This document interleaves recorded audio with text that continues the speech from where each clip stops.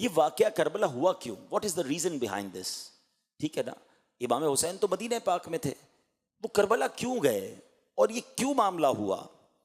تو معاملہ یہ ہوا کہ حضرت امیر معاویہ رضی اللہ تعالیٰ عنہ کے وصال کے بعد یزید پلید نے اپنے ہی طور پہ تخت خلافت پر قبضہ کیا، اور اس نے کوشش کی کہ سب سے پہلے امام حسین کی بیعت لے لوں۔ امام حسین بیعت کر لیں گے تو باقی ساری دنیا کر لے گی، نواسۂ رسول جو ٹھہرے۔ مگر جب آپ سے بات کی گئی، آپ تک پیغام پہنچایا گیا، تو آپ نے انکار کر دیا ہے، کیونکہ آپ کو پتہ تھا کہ وہ شرابی، کبابی، زانی، بدکار، بے حیائی کرنے والا، بہت سارے الٹے کام اس کے تھے۔ اس کو کیسے امیر المومنین مان لیں؟ اس کو کیسے مسلمانوں کا خلیفہ مان لیں؟ اب وہاں سے معاملہ بگڑنا شروع ہوا۔ پہلا میسج، امام حسین کو بڑی آفرز تھیں کہ آپ قبول کر لیں، پھر آپ کی تو وظائف باندھ دیے جائیں گے، آپ کو بڑی لگژریز دی جائیں گی۔ آپ نے کسی چیز کو قبول نہ کیا اور باطل کے آگے سر نہیں جھکایا، کمپرومائز نہیں کیا۔ آپ کمپرومائز کر لیتے نا تو ساری دنیا کے لیے ایک مثال بن جاتی کہ جناب جب بھی مشکل آئے کمپرومائز کر لو۔ امام حسین نے بھی تو کیا تھا، نہیں، آپ نے سر کٹا دیا مگر کمپرومائز نہیں کیا۔ یہ میسج ہے ہم تمام لوگوں کے لیے جو کہتے ہیں یار آفس کا ماحول ایسا ہے نا تو وہاں نماز نہیں پڑھ سکتا، ذرا ہمارا دوستوں کا ماحول ایسا ہے نا تو وہاں ڈریس مجھے ایسے ہی پہننا پڑتا ہے۔ ارے جناب یہاں جو ہے نا میں سنت پر عمل نہیں کر سکتا، فلاں ملک میں جاتا ہوں تو وہاں اس برائی سے نہیں بچ سکتا۔ ارے تم ماحول کی وجہ سے اپنے اعمال، اپنے دین، اپنے عقائد پر کمپرومائز کر لیتے ہو۔ سیکھو نواسۂ رسول صلی اللہ تعالی علیہ وسلم سے کہ کس طرح جان قربان کر دی مگر باطل سے کمپرومائز نہیں کیا۔ یہ رہتی دنیا کے لیے میسج ہے کہ امام حسین نے عظیم قربانی اس لیے دی کہ نانا کے دین کے پرچم کو بلند کر دیں۔ کیا خوبصورت شعر ہے نا کہ قتل حسین اصل میں مرگ یزید ہے، اسلام زندہ ہوتا ہے ہر کربلا کے بعد۔ تو وجہ یہ بنی کہ آپ نے باطل کے آگے سر نہیں جھکایا۔ اب دوسرا سوال ذہن میں یہ آتا ہے کہ ٹھیک ہے آپ نے جب نہیں کی بیعت تو مدینہ چھوڑ کر کربلا کیسے جانا ہوا؟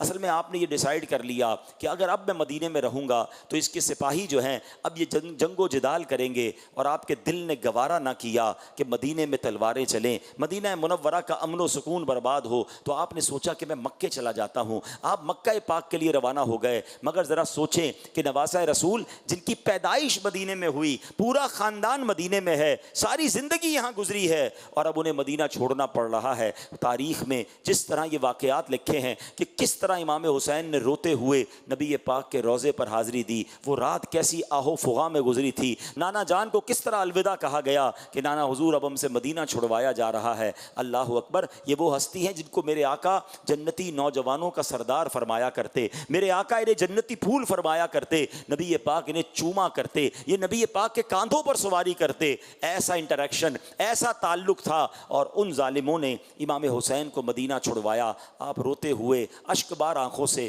مدینہ پاک سے مکہ پاک آ گئے۔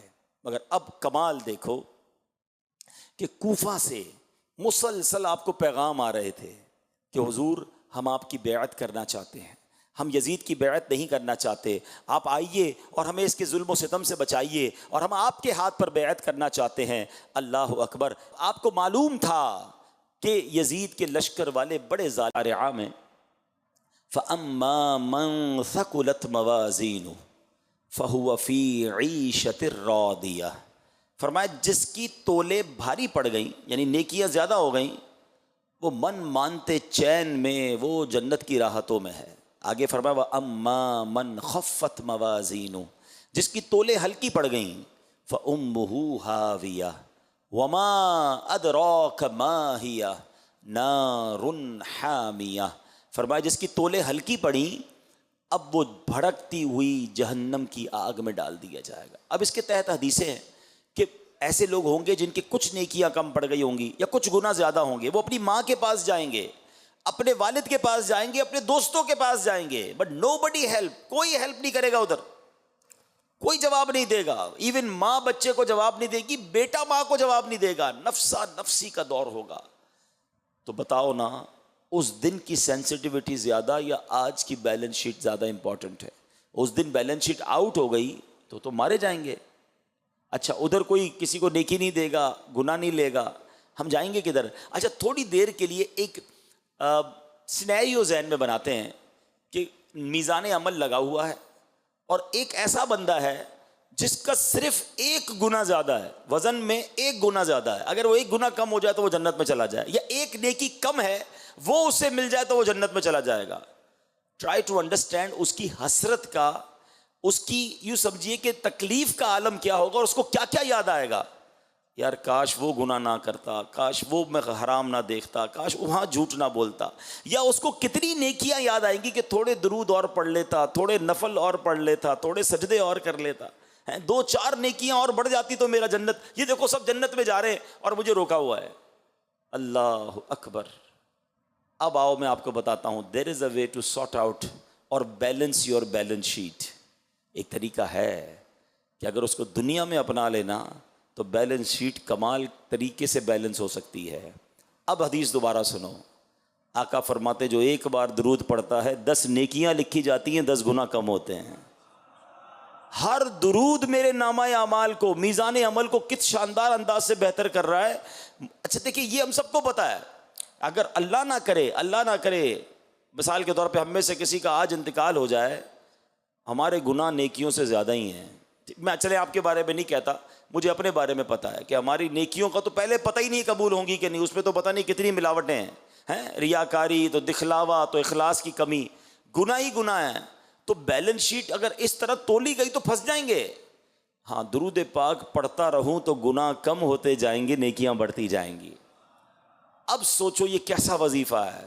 یہ وہ شاندار کمال کا وظیفہ ہے کہ پڑھتے جاؤ، ہر درود پر تمہاری نیکیوں کا پلڑا بھاری ہوتا جائے گا، گناہوں کا پلڑا ہلکا ہوتا جائے گا. اب آپ کی مرضی ہے کتنے درود پڑھنے ہیں. تو چلتے پھرتے اٹھتے بیٹھتے جتنا ہو سکے کثرت کے ساتھ درود پاک پڑھا کریں، ساتھ تسبیح رکھا کریں. تقریباً لوگ آج کل واک کرتے ہیں، اچھی بات ہے، واک کرنا صحت کے لیے اچھا ہے، اور اچھی نیت سے کرے تو ثواب بھی ملے گا. مگر کیا ہی اچھا ہو کہ اگر واکنگ ٹائم کو ہم درود ٹائم بنا دیں. جب واک کریں شوز پہنتے ہیں، بعض اوقات لوگ ڈریس بھی چینج کرتے ہیں، اب تسبیح بھی ساتھ لے لیں، بغیر تسبیح کے واک نہ کریں. آپ بلیو کریں 30-40 منٹس کی آپ کی واک بھی کمپلیٹ ہو جائے گی. میرا خیال ہے تقریباً 1000-1200 درود پاک بھی پورے ہو جائیں گے. اور جدھر جدھر چلتے چلتے درود پڑھو گے نا، وہ زمین بھی گواہ ہو جائے گی. تو اور کیا چاہیے. تو جتنا ہو سکے آپ اپنا ٹائم نکالیں اور درود پاک پڑھیں. آئیے محبت کے ساتھ باواز بلند درود پاک پڑھیں. صلو علی الحبیب صلی اللہ تعالی علی محمد صلی اللہ علیہ وسلم. اسلامی مہینے کا، اسلامی کیلنڈر کا آخری مہینہ ذوالحجہ، پہلا مہینہ محرم الحرام، یہ دونوں مہینے ہمیں کیا پیغام دیتے ہیں؟ The message of last month and the first month, دونوں کا پیغام قربانی ہے. ذوالحجہ میں ہم حضرت ابراہیم کی سنت کو ادا کرتے ہوئے قربانی کرتے ہیں، اور کربلا والوں کی قربانی ہمیں محرم میں یاد آتی ہے. آج میں یہ چاہوں گا کہ نارملی ہم بہت ساری ہسٹری آف اسلام کو پڑھتے ہیں، سنتے ہیں، سالانہ سنتے ہیں، لیکن اپنے لیے اس میں سے کیا میسج لیتے ہیں؟ امپلیمنٹیشن کیا ہوتی ہے ہماری لائف میں؟ کسی کی زندگی میں 40 بار محرم آ چکا ہوگا، 30 بار محرم آیا ہوگا، 25-30 بار قربانی کی ہوگی، کئی ایسے ہوں گے جنہوں نے حج بھی کیا ہوگا. یہ سارے ایونٹ تو آئے، مگر ان تمام ایونٹ سے میں نے ایکسٹریکٹ کیا اپنے لیے حاصل کیا کیا. تو آج میں ہائی لائٹ صرف بتاتا جاؤں گا، اور آپ غور کرتے جائیں کہ واقعی یہ سارے میسیجز ہیں ہمارے لیے، مگر ہم اس میں سے کیا لے رہے ہیں. سب سے پہلے ہم بات کریں گے حج کی. کئی لاکھ مسلمانوں نے حج کیا، ہر سال کرتے ہیں. حج میں کتنے پیغام ہیں؟ اچھا، پیغام لینا کیسے چاہیے وہ میں ایک چھوٹی سی پہلے آپ کو مثال دے دیتا ہوں. ایک بزرگ جو تھے وہ کپڑے کے بہت بڑے یوں سمجھے بیوپاری تھے، اور کپڑا انہوں نے سینے میں بڑی اچھی مہارت کی ہوئی تھی. کپڑا تیار کیا اور بنانے کے بعد اس کی کاریگری کرنے کے بعد اپنے سے بڑے ایکسپرٹ کو انہوں نے پیش کیا کہ یہ دیکھیں اس کی قیمت بتائیں کتنے میں بکے گا. اب وہ زیادہ ایکسپرٹ تھا، زیادہ باریک بین تھا، اس نے اس کپڑے کے اندر خامیاں نکالنا شروع کر دی کہ یہ بھی ہے تو اس میں یہ بھی ہے تو اس میں یہ بھی پرابلم ہے. وہ بزرگ زاروں کتار رونے لگے. تو وہ کپڑے کا تاجر کہتا ہے حضرت آپ ناراض نہ ہوں، میں اچھی پرائز دے دیتا ہوں، آپ رونے کیوں لگ گئے ہیں؟ کہتے ہیں میں اس لیے نہیں رویا کہ تم نے جو ہے وہ مجھے میرے کپڑے میں عیب نکالے اور پرائز کم ملے گی. میں اس لیے رو رہا ہوں کہ میں نے اپنے طور پہ یہ پورا کپڑا پراپر بنایا تھا. جب تمہاری ماہر نظروں میں آیا تو تم نے اس کے فالٹس نکالنا شروع کر دیے. میں نے اپنے طور پہ نمازیں صحیح پڑھی ہیں، میں نے اپنے طور پہ عبادتیں ٹھیک کی ہیں، لیکن اگر قیامت کے دن مجھے رب کریم کی طرف سے کہہ دیا گیا کہ تمہارے سجدوں میں اخلاص نہیں ہے، تمہاری نمازیں قبول نہیں ہیں، تمہارے صدقے بہتر نہیں ہیں، اور وہاں میرے اعمال میں عیب نکلے، تو میں کدھر جاؤں گا؟ Actually this is the way to get messages. ہمارے اسلاف کسی دنیاوی انسیڈنٹ میں بھی آخرت کا میسج لے لیتے تھے کہ یار اس سے آخرت کی کیسی یاد آ رہی ہے. تو ایک بزرگ کے بارے میں آتا ہے کہ پہلے کے زمانے میں حمام ہوتے تھے، تو وہ حمام میں نہانے گئے تو ان کو باہر کسی نے روک لیا کہ آپ نہیں جا سکتے، آپ کے پاس پیسے نہیں ہیں یا کوئی اور وجہ تھی. آپ زاروں کی طرح رونے لگے. کہا آپ روئیں نا، آپ چلے جائیں، رو کیوں رہے ہیں؟ کہ اس لیے نہیں رو رہا، تو نے مجھے حمام میں جانے سے روک لیا. حمام تو وہ جگہ ہے جہاں گناہ گار نیک سب نہاتے ہیں. جنت میں تو جاتا ہی اللہ کا مقبول بندہ ہے، اگر جنت کے دروازے پر مجھے روک لیا گیا تو میرا کیا حال ہوگا؟ That is the way to think. یہ ہمارے اسلاف اس طرح سوچتے تھے کہ دنیا کے کسی معاملے کو لے کر آخرت کی یاد اور میسج لینا اپنی لائف کے لیے. مگر آج تو میں آپ کو اسلامی تاریخ کے عظیم واقعات اور عظیم تہوار کی طرف توجہ دلانا چاہتا ہوں جو ہم سب نے منائے نا، لیکن ہم نے سیکھا کیا؟ تو let's start with the Hajj. Hajj actually کیا ہے؟ اگر غور سے دیکھیں نا، طواف اللہ کے گھر کا طواف ہے، مگر صفا مروہ یہ کیا ہے؟ دو پہاڑیوں کے درمیان دوڑنا ہے. لاجک تو یہ کہتی ہے کہ یار ان دو پہاڑوں کے درمیان چلنے سے بہتر ہے کعبے کا طواف کر لو، لیکن نہیں. ایک ماں کی ادا ہے کہ اس ماں نے اپنے پیاسے بیٹے کے لیے پانی تلاش کیا، تو جب ماں دوڑی تھی رب کو وہ ادا ایسی پسند آئی کہ صفا مروہ کے درمیان دوڑنا ہر حاجی، ہر عمرہ کرنے والے کے لیے لازمی قرار دے دیا گیا ہے. اب منا کیمپس میں رہتے ہیں، عرفات میدان میں رہتے ہیں، مزدلفہ پتھریلی زمین پر سوتے ہیں. یہ سب کیوں کرتے ہیں؟ نہ اس میں کوئی بظاہر دیکھا جائے تو کوئی تلاوت ہے، نماز کے وقت میں نماز پڑھتے ہیں، لیکن اسپیشل کوئی ایسا عبادت وہاں کی نہیں ہے، وہاں ٹھہرنا ہے. یہی کام کعبے پہ تو ہو سکتا تھا. عرفات تو ہے بھی حدود حرم کے باہر، مگر اسٹیپ بائی اسٹیپ یہ اللہ والوں کی یادیں ہیں کہ نبی پاک یہاں ٹھہرے تھے، اللہ والے یہاں ٹھہرے تھے، ان کی ادا کو ادا کرنا ہے. منا کی راتیں کیمپوں میں گزارنا افضل ہے چہ جائے کہ کعبے کے قریب گزارنا، کیونکہ وہاں نبی پاک نے رات گزاری تھی، تو امتی کا کام یہ ہے کہ وہ بھی وہاں رات گزارے. تو یہ بات سمجھنی ہے کہ پھر جو رمی کی جاتی ہے، جمرات کو پتھر مارے جاتے ہیں، شیطان کو کنکر مارے جاتے ہیں. شیطان تو اب وہاں نہیں ہے، ایک دیوار ہے، سارے حاجی مان رہے ہیں. لاجک یہ کہتی ہے کہ یہ اتنے سارے لاکھوں لوگوں کو کنکر لائن لگا کے اتنا رش ہوتا ہے، مار رہے ہوتے ہیں، اس کی بجائے 2 طواف ایکسٹرا کروا دو. نہیں، اللہ کی رضا ہے کہ میرے ابراہیم نے جو کام کیا میرے بندے وہ کام کریں. بلکہ میں ایک اور مزے کی بات بتاؤں، دعا کرتا ہوں اللہ آپ کو اگلے سال حج نصیب فرمائے. میں نے اب تک جتنا پڑھا ہے، میرا مطالعہ بہت تھوڑا ہے، آپ بھی کسی مفتی صاحب سے، عالم صاحب سے پوچھئے گا، جتنے نیک اعمال ہیں ان کے فضائل میں نے اب تک 2 ہی اعمال ایسے پڑھے ہیں کہ جن کو کرنے سے کبیرہ گناہ کی معافی کا اعلان ہے. ہر جمرے کو رمی کرنے پر، ہر رمی کرنے پر ایک کبیرہ گناہ معاف ہو جاتا ہے. اور ایک اور کام ہے جو آپ آسانی سے چاہیں تو ہر ہفتے میں کئی بار اپنے محلوں میں کر سکتے ہیں کہ جنازے کو جو کاندھا دیتا ہے نا، ہر قدم پر ایک کبیرہ گناہ معاف ہوتا ہے. ہمارے یہاں کاندھا نہیں دیتے لوگ، اللہ اکبر. یقین کریں لالچ ہونی چاہیے کہ یار جنازہ ہوا ہے، چلو جنازہ پڑھوں، 40 قدم میں بھی سنت ادا کر لوں، 40 کبیرہ گناہ معاف ہو جائیں گے انشاءاللہ. تو یہ مواقع ہوتے ہیں کہ نیکی کدھر سے ملے گی. میں نے ابھی بتایا بیلنس شیٹ سیٹ کرنی ہے. ہاں، یہ کبیرہ گناہ جو معاف کروانے والے اعمال ہیں اس کو تو ڈھونڈ کے کیا کرو اور آگے بڑھ کے کیا کرو. بہرحال اب دوبارہ آتے ہیں تو اب یہ تمام چیزیں کیا بتا رہی ہیں؟ صفا مروہ کی سعی، جمرات کی رمی، منا عرفات میں، یہ سب یہ بتاتا ہے کہ اللہ کی بارگاہ میں مقبول یہ ہے کہ اللہ والوں کی یاد منائی جائے. کوئی پراپر حج کو سمجھے نا تو اس کو پھر یہ بات کبھی بھی کنفیوز نہیں کرے گی کہ اولیاء کرام کی یاد کیوں مناتے ہیں، عرس کیوں مناتے ہیں، ان کا ذکر کیوں کرتے ہیں، سالانہ دن کیوں مناتے ہیں. ارے بھائی، اگر اللہ والوں کی یاد نہ منانا ہوتا اور یہ درست نہ ہوتا تو پھر اتنے سارے حج کے اعمال کیا ہیں؟ سارے کے سارے اللہ والوں کی یاد ہے. اللہ کی عبادت تو طواف میں ہو رہی ہے، لیکن رب نے اس کو بھی اپنی عبادت قرار دے دیا. ان الصفا والمروہ من شعائر اللہ. اللہ نے صفا مروہ کی پہاڑی کو اپنی نشانیوں میں سے نشانی قرار دے دیا کیونکہ بی بی ہاجرہ دوڑی تھیں. تو بہرحال میرے پیارے اسلامی بھائیوں، پہلا میسج حج سے یہ ملتا ہے کہ حج اللہ والوں کی یاد ہے، اور اللہ والوں کی یاد منانا یہ اللہ کی بارگاہ میں بڑا مقبول عمل ہے. پھر آگے چلیں تو جو یہ احرام ہے نا، اللہ کرے آپ کو اور مجھے بار بار پہننا نصیب ہو. بلیو کریں اس کی کیفیت ہی اور ہے. لیکن جب احرام پہنتا ہے نا انسان, تو امام غزالی نے لکھا کہ وہ احرام پہنے تو اپنے کفن کو یاد کرے کہ ایک وقت آئے گا سارا لباس اتار کر کفن پہنایا جائے گا. حج کو جائے, سفر پر جائے تو اس سفر کو یاد کرے کہ ایک بار مجھے گھر سے جنازے کی صورت میں لے کر جایا جائے گا, گھر بار, کاروبار, فیملی سب پیچھے, اور میں قبر میں چلا جاؤں گا. جس طرح حج کو گیا ہے, احرام پہن کر گیا ہے, سمجھ لے ایک دن آئے گا جب کفن پہن کے گھر سے نکلوں گا. ایک اور بات امام غزالی لکھتے ہیں, کعبے کا دیدار کرے تو غلاف کعبہ پکڑ کر یہ اپنے آپ کو احساس دلائے, آج کعبے سے ملاقات کے لیے آیا ہوں, ایک دن آئے گا جب رب کی ملاقات کے لیے حاضر ہوں گا. Actually every step have message. ٹھیک ہے, اچھا پھر آگے چلتے ہیں. اسی آپ میں ہم میں سے کئی لوگوں نے حج نہیں کیا, لیکن قربانی ہم میں سے بہت سو نے کی ہوگی, یا کہیں نہ کہیں اس معاملات سے ہم ان ٹچ رہے ہوں گے. یہ قربانی دراصل کیا ہے؟ کبھی اس کو سمجھنے کی کوشش کی؟ یہ کوئی چھوٹی قربانی نہیں تھی. لوگ سمجھتے ہیں کہ حضرت اسماعیل علیہ السلام کو ذبح کرنے چلے. اگر اس کی پوری ڈیپتھ پہ جائے نا تو میں کہتا ہوں رونگٹے کھڑے ہو جاتے ہیں. سب سے پہلے سمجھیے کہ حضرت ابراہیم علیہ السلام کو حضرت اسماعیل ملے کیسے؟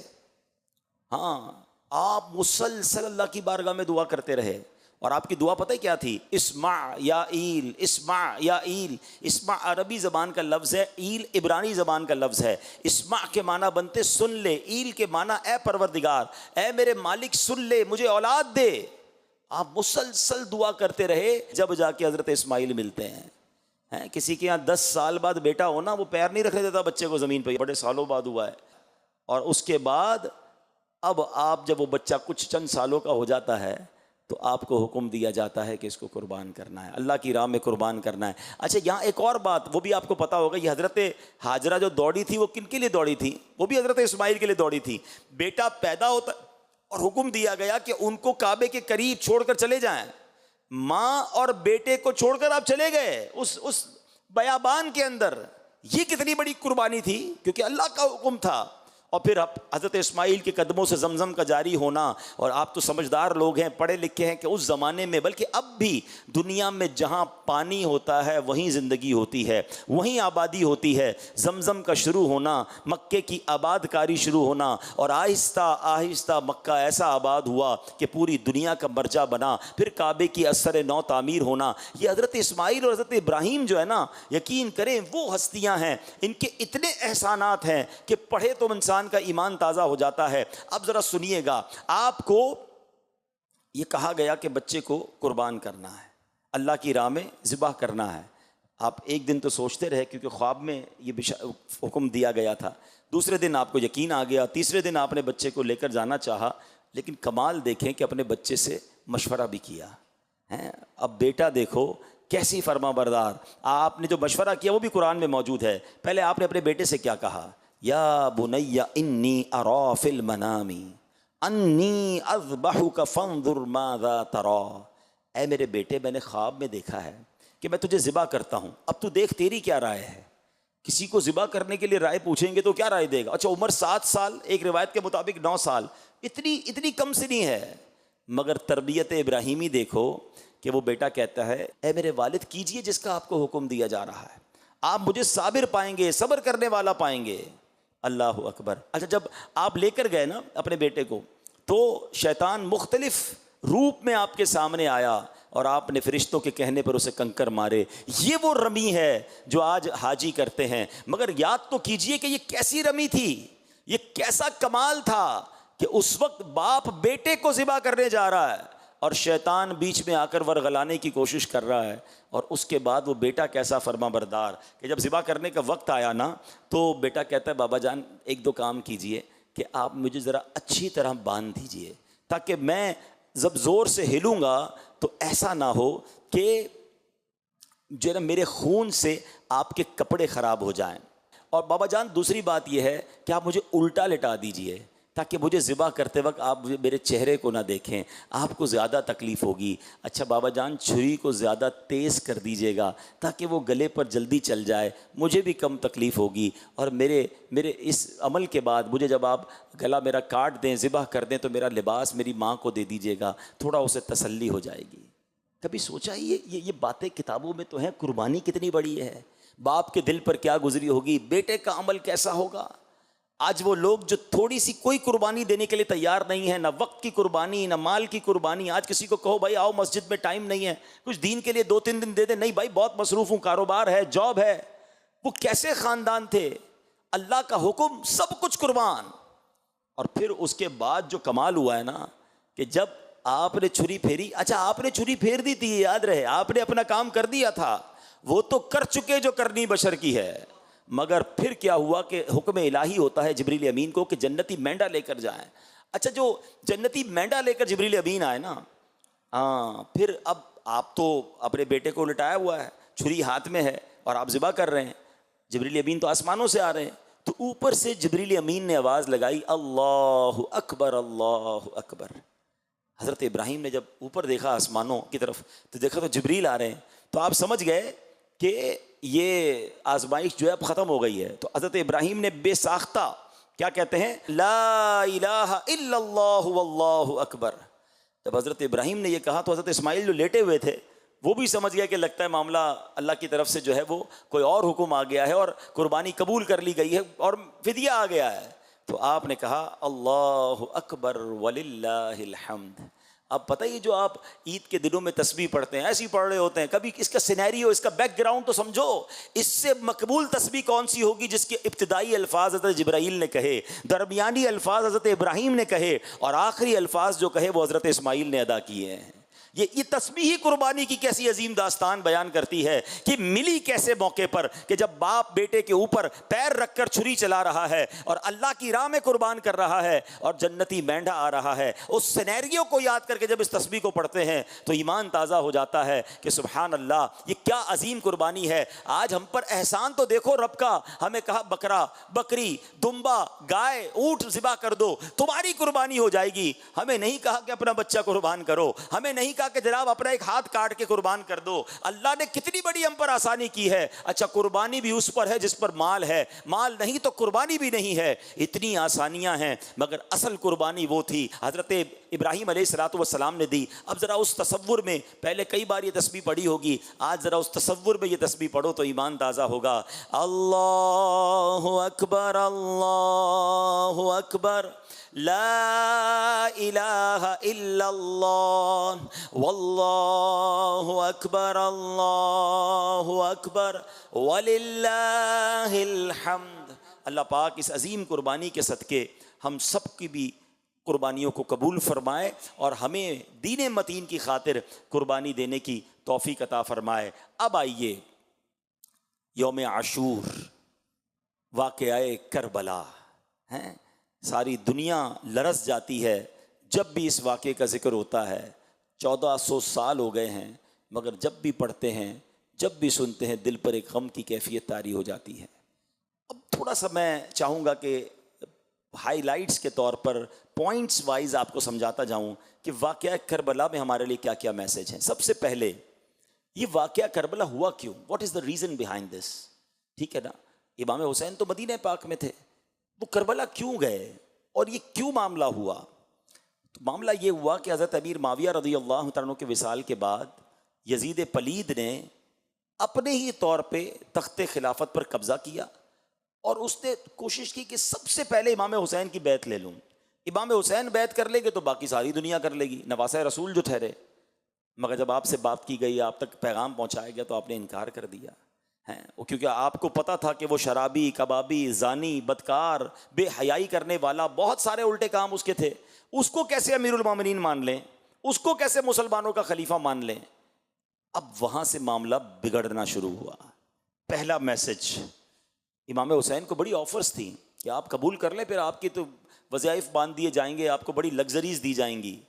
آپ نے کسی چیز کو قبول نہ کیا اور باطل کے آگے سر نہیں جھکایا، کمپرومائز نہیں کیا۔ آپ کمپرومائز کر لیتے نا تو ساری دنیا کے لیے ایک مثال بن جاتی کہ جناب جب بھی مشکل آئے کمپرومائز کر لو، امام حسین نے بھی تو کیا تھا۔ نہیں، آپ نے سر کٹا دیا مگر کمپرومائز نہیں کیا۔ یہ میسج ہے ہم تمام لوگوں کے لیے جو کہتے ہیں یار آفس کا ماحول ایسا ہے نا تو وہاں نماز نہیں پڑھ سکتا، ذرا ہمارا دوستوں کا ماحول ایسا ہے نا تو وہاں ڈریس مجھے ایسے ہی پہننا پڑتا ہے. ارے جناب یہاں جو ہے نا میں سنت پر عمل نہیں کر سکتا, فلاں ملک میں جاتا ہوں تو وہاں اس برائی سے نہیں بچ سکتا. ارے تم ماحول کی وجہ سے اپنے اعمال, اپنے دین, اپنے عقائد پر کمپرومائز کر لیتے ہو. سیکھو نواسۂ رسول صلی اللہ تعالی علیہ وسلم سے کہ کس طرح جان قربان کر دی مگر باطل سے کمپرومائز نہیں کیا. یہ رہتی دنیا کے لیے میسج ہے کہ امام حسین نے عظیم قربانی اس لیے دی کہ نانا کے دین کے پرچم کو بلند کر دیں. کیا خوبصورت شعر ہے نا کہ قتل حسین اصل میں مرگ یزید ہے, اسلام زندہ ہوتا ہے ہر کربلا کے بعد. تو وجہ یہ بنی کہ آپ نے باطل کے آگے سر نہیں جھکایا. اب دوسرا سوال ذہن میں یہ آتا ہے کہ ٹھیک ہے آپ نے جب نہیں کی بیعت تو مدینہ چھوڑ کر کربلا کیسے جانا ہوا؟ اصل میں آپ نے یہ ڈیسائیڈ کر لیا کہ اگر اب میں مدینے میں رہوں گا تو اس کے سپاہی جو ہیں اب یہ جنگ و جدال کریں گے, اور آپ کے دل نے گوارا نہ کیا کہ مدینے میں تلواریں چلیں, مدینہ منورہ کا امن و سکون برباد ہو, تو آپ نے سوچا کہ میں مکے چلا جاتا ہوں. آپ مکہ پاک کے لیے روانہ ہو گئے. مگر ذرا سوچیں کہ نواسۂ رسول جن کی پیدائش مدینے میں ہوئی, پورا خاندان مدینے میں ہے, ساری زندگی یہاں گزری ہے, اور اب انہیں مدینہ چھوڑنا پڑ رہا ہے. تاریخ میں جس طرح یہ واقعات لکھے ہیں کہ کس طرح امام حسین نے روتے ہوئے نبی پاک کے روضے پر حاضری دی, وہ رات کیسی آہو فغاں میں گزری تھی, نانا جان کو کس طرح الوداع کہا گیا کہ نانا حضور اب ہم سے مدینہ چھڑوایا جا رہا ہے. اللہ اکبر. یہ وہ ہستی ہیں جن کو میرے آقا جنتی نوجوانوں کا سردار فرمایا کرتے, میرے آقا انہیں جنتی پھول فرمایا کرتے, نبی پاک انہیں چوما کرتے, یہ نبی پاک کے کاندھوں پر سواری کرتے. ایسا انٹریکشن, ایسا تعلق تھا, اور ان ظالموں نے امام حسین کو مدینہ چھڑوایا. آپ روتے ہوئے اشک بار آنکھوں سے مدینہ پاک سے مکہ پاک آ گئے. مگر اب کمال دیکھو کہ کوفہ سے مسلسل آپ کو پیغام آ رہے تھے کہ حضور ہم آپ کی بیعت کرنا چاہتے ہیں, ہم یزید کی بیعت نہیں کرنا چاہتے, آپ آئیے اور ہمیں اس کے ظلم و ستم سے بچائیے, اور ہم آپ کے ہاتھ پر بیعت کرنا چاہتے ہیں. اللہ اکبر. آپ کو معلوم تھا کہ یزید کے لشکر والے بڑے ظالم ہیں, مگر جب کوفیوں کی لیٹر آئے, کوفیوں کے مکتوب آئے, تو یہ آپ کے منصب کا تقاضا تھا کہ کیسے ڈینائی کر دیتے. امام حسین اسلام کے بہت بڑے داعی تھے, حق کی بات کرنے والے تھے, عظیم مبلغ اسلام تھے. آپ نے فرمایا اگر میں کوفہ نہ گیا تو قیامت کے دن اگر کوفے والے کھڑے ہو گئے بارگاہ الہی میں کہ یا اللہ ہم تو امام کی بیعت کرنا چاہتے تھے, ہم اس بدکار یزید کی بیعت نہیں کرنا چاہتے تھے, مگر امام ہمارے پاس نہیں آئے, تو میں اللہ کی بارگاہ میں کیا جواب دوں گا؟ یہ دین کی خاطر قربانی کا جذبہ دیکھو کہ جان کی پرواہ نہ کی, اور آپ نے کہا میں سفر کروں گا. بڑے بڑے صحابہ کرام نے آپ کو روکا, منع کیا, یہ آپ کو دھوکہ دیں گے, انہوں نے پہلے بھی لوگوں کو دھوکہ دیا ہے, مگر آپ نے کہا نہیں, ان کے میرے پاس لیٹر آئے ہوئے ہیں, میرا منصب اس بات کی اجازت نہیں دیتا کہ میں مسلمان پریشان ہوں, مجھے پکار رہے ہوں اور میں ان کی مدد کو نہ جاؤں اور میں دین کی بات کرنے نہ جاؤں. اللہ اکبر. یہ امام حسین کا ڈیسیشن لینا, یہ آپ کا ٹریول اختیار کرنا. حالانکہ ایک اور بات ذہن میں رہے کہ امام حسین وہ شخصیت ہیں جن کی پیدائش کے وقت سے شہادت کی خبر مشہور تھی. نبی پاک نے پہلے ہی صحابہ کو بتا دیا تھا کہ حسین کو شہید کیا جائے گا, بلکہ مولا علی شیر خدا کرم اللہ تعالی وجہ الکریم کو تو یہ بھی معلوم تھا کہ کربلا کے میدان میں شہید ہوں گے. کربلا کی بٹی آپ کو دکھائی گئی, نبی پاک علیہ الصلوۃ والسلام کی بارگاہ میں فرشتے لے کر آئے, تو یہ سب کو معلوم تھا. مگر پھر بھی کربلا کا سفر ہو رہا ہے, پھر بھی کوفہ کا سفر ہو رہا ہے. تو اس سے ایک اور بات پتہ چلتی ہے. دیکھیں نبی پاک تو وہ ہیں کہ لوگ آ کر دعا کرواتے, اپنے کام کروا لیتے تھے. صحابہ کہتے بارش چاہیے, آقا ہاتھ اٹھاتے بارش برستی. صحابہ کہتے بارش رکوائیے, آقا ہاتھ اٹھاتے بارش رک جاتی. جو نبی چاند کو اشارہ کر کے دو ٹکڑے کر دے, وہ نبی کیا اپنے نواسے سے یہ آفت ٹل جائے اس کی دعا نہیں کر سکتے تھے؟ بی بی فاطمہ کہتی بابا جان آپ کو اتنا پیار ہے حسین سے, آپ دعا کیجئے کہ اس کو شہید نہ کیا جائے, اس پر ظلم نہ کیا جائے, یہ آفت ٹل جائے. مولا علی کہتے نبی پاک علیہ الصلوۃ والسلام سے یہ سارا خاندان وہ ہے جو سارے جہان کے لیے دعائیں کرنے والا, مگر اپنے بیٹے کے لیے دعا نہ کی. اس کے پیچھے علماء نے لکھا کہ یہ سب پریپیئر تھے اس امتحان کے لیے, سب اپنے بچے کو گویا خون جگر پلا رہے تھے. امام حسین کی تربیت ہو رہی تھی کہ آگے جا کے تم نے دین پر قربان ہونا ہے. پتہ تھا پھر بھی صبر تھا. ہمارا حال کیا ہے؟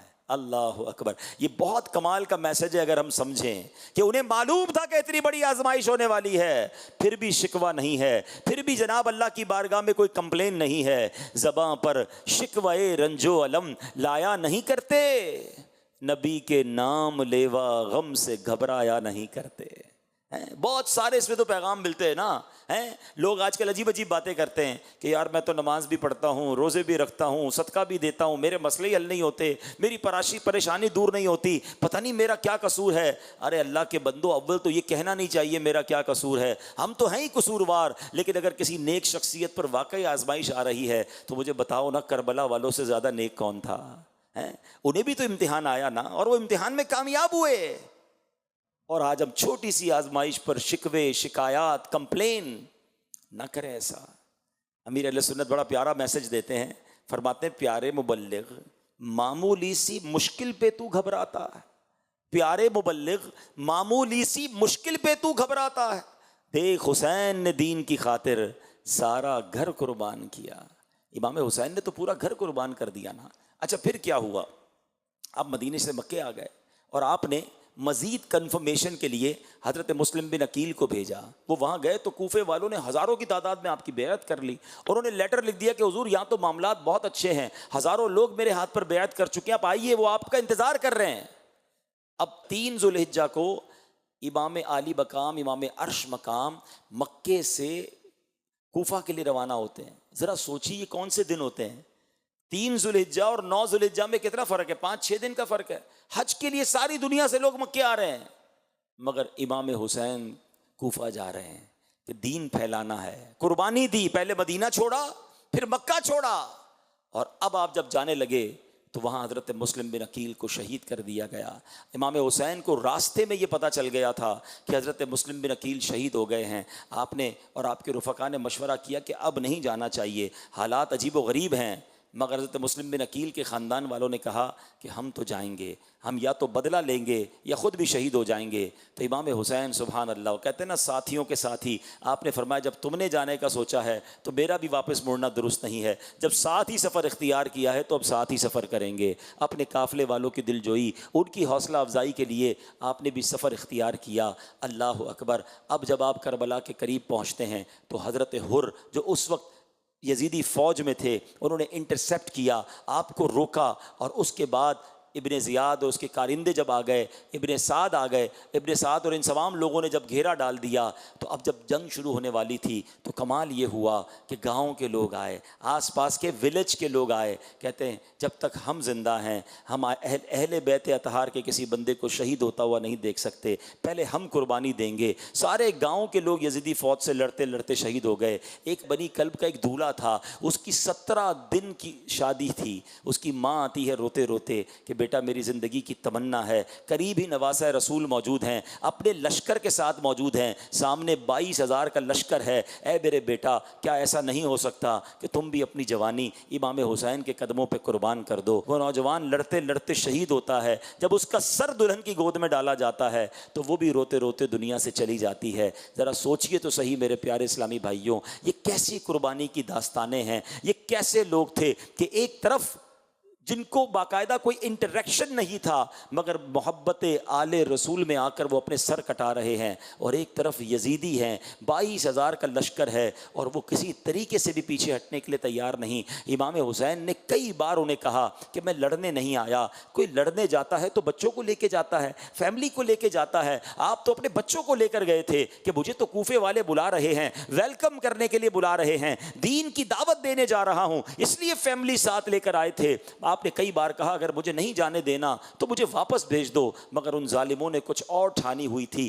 3 دن بھوکا پیاسا رکھا گیا، پانی بند کر دیا گیا، کھانا بند کر دیا گیا. جب 1-2 دن کوئی بھوکا رہتا ہے نڈھال ہو جاتا ہے. ان ظالموں نے 3 دن بھوکا پیاسا رکھنے کے بعد اب جب مقابلہ شروع ہوتا ہے، اللہ اکبر، میرے امام نے اس وقت بھی اتمام حجت کے لیے کربلا کے میدان میں ایک عظیم خطبہ دیا کہ دیکھ لو، پہچانو میں کون ہوں، میں نبی پاک کا نواسہ ہوں، میں فاطمہ فاطمہ بطول کا بیٹا ہوں، میں مولا علی کا شہزادہ ہوں، تمہیں یاد ہے میرے آقا نے میرے بارے میں کیا کیا فرمایا ہے، میں جنتی نوجوانوں کا سردار ہوں، ذرا سوچو مجھ پر ظلم کرو گے قیامت کے دن کیا منہ دکھاؤ گے، کیسے تم میرے قتل سے بری ہو سکو گے۔ آپ نے ایک بار پھر انہیں سمجھانے کی کوشش کی مگر وہ ظالم نہ سمجھے، مگر جس کے نصیب میں تھا۔ حضرت حر کا واقعہ ایک شاندار ہمارے لیے میسج ہے۔ آپ کانپنے لگے، لرزنے لگے، آپ کا بھائی آپ کو کہتا ہے اے حر میں نے تمہیں بڑے بڑے مقابلوں میں دیکھا ہے، تم تو بڑے بہادر ہو، تم تو بڑے جری ہو، یہ تمہیں کیا ہو گیا ہے، اتنی چھوٹی سی لشکر ہے، اتنا چھوٹا سا میدان ہے اور تم کانپ رہے ہو۔ اللہ اکبر۔ حضرت حر کہتے ہیں کہ میں ایسا لگتا ہے کہ جنت اور دوزخ کے درمیان کھڑا ہوں، دنیا مجھے کھینچ رہی ہے جہنم کی طرف مگر سامنے مجھے نواسہ رسول کے قدموں میں جنت نظر آ رہی ہے، میں ان دونوں کے درمیان لرز رہا ہوں کہ کہیں میری زندگی تباہ و برباد نہ ہو جائے، میں نواسہ رسول سے کیسے لڑائی کر سکتا ہوں۔ ایمان کی رمق دل میں موجود تھی۔ ادھر امام حسین نے اعلان کیا کون ہے جو ہمارے نام پر اپنی جان قربان کرے، بس یہ سننا تھا کہ حضرت حر نے اپنا گھوڑا دوڑایا، یزیدی فوج سے نکلے اور حسینی فوج میں جا ملے، اور وہاں جا کر پھر آپ نے امام حسین کے قدموں پر لڑتے لڑتے یزیدیوں کے ساتھ اپنی جان قربان کی۔ یہ ایک لمحے کا ڈیسیشن، کروشل ڈیسیشن، یہ ہمیں بہت کچھ بتاتا ہے۔ آج ہم حضرت حر کا نام لیتے ہیں تو ساتھ رضی اللہ تعالیٰ عنہ کہتے ہیں، ہم یزیدی نہیں کہتے، حالانکہ ان کے لشکر میں تھے، امام حسین کو انٹرسیپٹ کرنے والے تھے، مگر کیا میسج ہے کہ ڈیسیشن ٹائم پہ لینا ہوتا ہے، باطل اور حق میں فیصلہ کرنا ہوتا ہے۔ شعر کتنا پیارا ہے نا، یہ نعرہ حر کا تھا جس وقت فوج شام سے نکلا کہ دیکھو یوں نکلتے ہیں جہنم سے خدا والے۔ نکل آئے نا۔ اب غور کرے میرے وہ اسلام بھائی جو میرا بیان سنیں گے، ہم بھی زندگی میں سوچتے رہ جاتے ہیں یار کر تو غلط رہا ہوں، کما تو ٹھیک نہیں رہا، یار یہ عادت اچھی نہیں ہے، یہ جو میں باتیں کرتا ہوں نا یہ درست نہیں ہے، جو میں دیکھتا ہوں نا یہ ٹھیک نہیں ہے، ہاں میرا یہ کام غلط ہے، نکلنا چاہیے، چھوڑنا چاہیے۔ ادھر سے شیطان مشورہ دیتا ہے نہیں یار یہ چھوڑے گا تو پھر یہ نقصان ہو جائے گا، یہ معاملہ ہو جائے گا، بندہ بس سوچتا رہ جاتا ہے۔ خوش نصیب وہ ہوتا ہے جو فیصلہ کرتا ہے، باطل چھوڑتا ہے اور حق کی طرف آ جاتا ہے۔ آؤ آج کربلا کے اس واقعے سے یہ پیغام لو کہ کب تک اللہ کو ناراض کرتے رہیں گے، کب تک یہ سوچتے ہی رہ جائیں گے کہ جناب حرام چھوڑنا ہے۔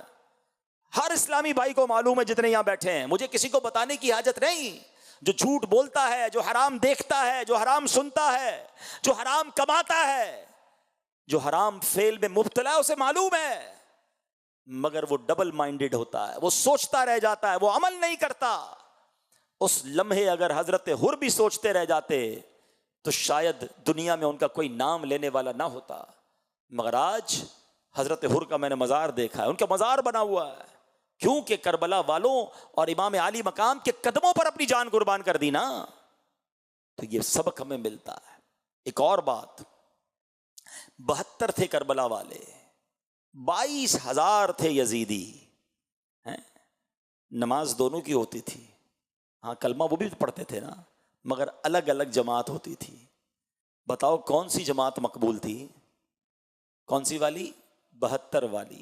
میسج لے لو، ہر بڑی جماعت درست ہو ضروری نہیں ہے، دل میں عشق رسول ہو، خوف خدا ہو، اہل بیت کی محبت ہو، چاہے وہ چھوٹی جماعت ہو، اللہ کی بارگاہ میں وہ مقبول ہوتی ہے۔ بعض اوقات کہتے ہیں نا مائٹ از آلویز رائٹ، ارے جناب جو بہت سارا دنیا ایک کام کر رہی ہے ہم نہیں کر رہے، ہم تھوڑے ہی رہ جائیں گے، ارے جناب 72 بھی ہوں تو 22,000 سے زیادہ مقبول ہوتے ہیں، وہ کامیاب ہوتے ہیں، وہ اللہ کی بارگاہ کے پسندیدہ بندے ہوتے ہیں۔ مجھے بتاؤ نا ان کی اس قربانی نے ہمیں کتنا بڑا درس دیا ہے۔ آج کون بچا؟ امام حسین کے اس پورے قافلے میں ایک عابد بیماری مرد واپس گئے نا، باقی تو سارے شہید ہو گئے، پورا خاندان لٹ گیا۔ 22,000 کے لشکر میں ہزاروں یزیدی واپس گئے۔ میں آپ سے سوال کرنا چاہتا ہوں کسی یزیدی لشکر کے ایک بندے کا نام بتا دیں، ہیں 2-4 جو کمانڈر تھے اس کے علاوہ کسی کو بھی نام نہیں پتا۔ کیوں نہیں پتا؟ ان کے نام و نشان مٹ گئے۔ مگر کمال دیکھو 1400 سال گزر گئے، شہدائے کربلا کے نام لوگ تعویذ کی طرح اپنے پاس رکھتے ہیں، ان کے نام زندہ جاوید ہیں۔ بتاؤ دنیا میں کوئی ایک بندہ جو کہے میں یزید سے محبت کرتا ہوں، یہ یزیدیوں سے محبت کرتا ہوں۔ دنیا کے کونے کونے میں چلے جائیں آپ کو امام حسن اور امام حسین اور اس پورے قافلے کربلا والوں کے چاہنے والے ملیں گے۔ قربانی دی اللہ نے ان کے نام باقی رکھے، ان کی عزتیں بڑھ گئیں۔ ارے وہ حکومت کیا کرتے، امام حسین نے کروڑوں اربوں مسلمانوں کے دلوں پر آج بھی راج کیا ہوا ہے۔ حکومت تو یہ ہے نا، ہم ایکچولی بعض اوقات کیلکولیٹر پہ چل رہے ہوتے ہیں، یار اتنا نہیں ملا، یہ چھوڑ گیا، یہ چلا گیا۔ ہر چیز کیلکولیشن سے نہیں ہوتی ہے جناب، کچھ فیصلے عشق کے بھی ہوتے ہیں۔ عقل کو تنقید سے فرصت نہیں، عشق پر اعمال کی بنیاد رکھ۔ حضرت ابراہیمی کے تو واقعہ ہے نا کہ جب آگ میں ڈالا جا رہا تھا، کتنی بڑی آگ تھی کہ پرندے نہیں گزرتے تھے، مگر آپ نے کیوں اس آگ میں چھلانگ لگا دی؟ اللہ کے بھروسے۔ لیکن اگر آگ پھر کیا ہو گئی؟ گلزار ہو گئی نا۔ شاعر کیا لکھتے ہیں کہ بے خطر کود پڑا آتش نمرود میں عشق، عقل تھی محو تماشائے لبے بام ابھی۔ عقل تو سوچ ہی رہی تھی، عشق نے اپنا کام کر دیا۔ عقل والوں کے نصیبوں میں کہاں ذوق جنوں، عشق والے ہیں جو ہر چیز لٹا دیتے ہیں۔ اللہ وہ جذبہ عطا فرمائے، دین کے لیے قربانی کا جذبہ عطا فرمائے، اور جب اللہ کی راہ میں چلیں، جب دین کی طرف آئیں اور کوئی مشکل آئے تو صبر بھی اللہ عطا فرمائے کہ کوئی بات نہیں، یہ رکاوٹ آئی ہے، میں نے دین نہیں چھوڑنا ہے۔ تھوڑی سی تکلیف ہو، نہیں بھائی یار نماز نہیں پڑھنی، نماز پڑھتا ہوں، لوگ باتیں کرتے ہیں، نہیں یار میں نے دین کی طرف نہیں جانا، کیا کروں، کولیگز تنگ کرتے ہیں، کوئی حوصلہ ہی نہیں بڑھاتا۔ ارے امام حسین کو دیکھو، سب کچھ قربان کر دیا مگر دین کے پرچم کو سر بلند کیا۔ آخری بات کرنا چاہتا ہوں، ہم سب چاہتے ہیں، ہم سب کی تمنا ہے کہ قیامت کے دن ہماری ملاقات ہو امام حسین سے، ہم سب چاہتے ہیں اہل بیت اطہار کے قدموں میں ہمارا حشر ہو، مگر بتاؤ نا جب قیامت کے دن امام حسین کے قدموں میں حاضر ہوں گے اور امام حسین نے اگر ایک سوال ہم سے کر لیا کہ میں نے تو اپنے نانا کے دین کو سر بلند کرنے کے لیے پورے گھر کو لٹا دیا، بتاؤ تم نے دین اسلام کی کیا خدمت کی ہے؟ Is there any answer؟ ہمارے پاس کوئی جواب ہے؟ بس اس دن کی تیاری کرو، ملاقات امام حسین کی تیاری کرو کہ جب حاضر ہوں گا نا نبی پاک کے نواسے کی بارگاہ میں تو عرض کروں گا حضور اپنے حصے کا چراغ میں بھی جلا کے آیا ہوں، اپنے حصے کی کوشش میں بھی کر کے آیا ہوں، کچھ تو کر کے جاؤ نا۔ کیا یہ جواب دو گے کہ بڑی پروفیشنل لائف تھی، بہت بیزی لائف تھی، کاروبار تھا، جاب تھی، فیملی تھی، دین کے لیے کوئی ٹائم نہیں تھا؟ نہیں جناب، ہم سب کو امام حسین کے نقش قدم پر چلتے ہوئے نبی پاک کے دین کی خدمت کرنی ہے۔ That's why you are here، اسی لیے تو آئے ہو نا آپ کہ ہم نے کچھ سیکھ کر ہم نے بھی جذبہ لے کر جانا ہے۔ ہم سب چاہتے ہیں حسینی طریقے پر چلیں، کوئی ایسا بیٹھا نہیں ہوگا کہ زندگی یزیدی طریقے پر گزرے، مگر کبھی اس کو غور کیا کہ حسینی طریقہ کیا ہے اور یزیدی طریقہ کیا ہے؟ امام حسین نے کربلا کے میدان میں بھی نماز پڑھی تھی، تلواروں کے سائے میں بھی سجدے کیے تھے۔ بتاؤ نا، وہ تلوار کے سائے میں سجدے کریں اور پنجتن کا غلام کہلانے والا فرض نمازیں چھوڑ دے، پنکھے لگے ہوتے ہیں مسجدوں میں، کارپیٹ بچھے ہوتے ہیں، نماز قضا ہو جاتی ہے۔ تو یاد رکھو امام حسین سے محبت صرف کھچڑا بنانے اور کھانے میں نہیں ہے، یقیناً نیاز کرنی ہے، ہاں اچھی بات ہے، ایصال ثواب کرنا چاہیے، مگر ہم نیازی بعد میں ہیں، نمازی پہلے ہیں۔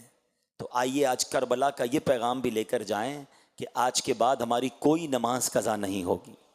ایسا نہیں، زوردار نعرہ لگائیں، آج کے بعد ہماری کوئی نماز قضا نہیں ہوگی، ہم روزانہ کچھ نہ کچھ تلاوت قرآن کریں گے۔ اچھا پھر یزیدی طریقہ کیا ہے؟ کربلا کی رات شب عاشور حسینی قافلے میں، حسینی خیمے میں تلاوت ہو رہی تھی، دعائیں ہو رہی تھی، نمازیں ہو رہی تھی۔ یزیدی کیمپ میں کیا ہو رہا تھا؟ رقص و سرور کی محفلیں، شراب، موسیقی۔ اب غور کر لیں، ہماری راتیں نمازوں میں ہیں، تلاوت میں ہیں، دعاؤں میں ہیں، یا اللہ نہ کرے موسیقی میں ہیں، گانے باجوں میں ہیں، بے حیائی میں ہیں؟ یہی تو یزیدی طریقہ ہے نا۔ ہمیں یزید کے ساتھ نہیں، ہمیں امام حسین کے ساتھ محشر میں جمع ہونا ہے۔ تو حسینی طریقے کو اپنا لیجئے، اور دعوت اسلامی کا ماحول یہ کمال کا ماحول ہے جو ہمیں حسینی طریقے پر زندگی گزارنے کا طریقہ بتاتا ہے۔ اور سبحان اللہ، کربلا والوں سے جو امیر اہل سنت اور دعوت اسلامی والوں کی محبت ہے نا، کربلا والے کتنے تھے؟ 72 تھے، ٹھیک ہے۔ آپ کو پتہ ہے دعوت اسلامی کے شعبہ نیک اعمال، یہ کتنے نیک اعمال ہیں ذرا بتائیے؟ 72۔ یہ کیوں ہے 72 بھائی؟ کربلا والوں کی یاد میں۔ ہمارا جو 3 دن کا مدنی قافلہ ہوتا ہے، اس مدنی قافلے کے گھنٹے کتنے بنتے ہیں؟ ذرا زور سے بولے نا۔ 72 گھنٹے کا مدنی قافلہ اور 72 نیک اعمال تھام لو، انشاءاللہ 72 کربلا والوں کے پیچھے پیچھے جنت میں جائیں گے انشاءاللہ۔ یہ کمال کی، یوں سمجھیے امیر اہل سنت کی ان سے محبت اور اہل بیت کی محبت گویا گول گول کے دعوت اسلامی والے پلاتے ہیں۔ صلو علی الحبیب صلی اللہ تعالی علی محمد۔ صلی اللہ علیہ وسلم.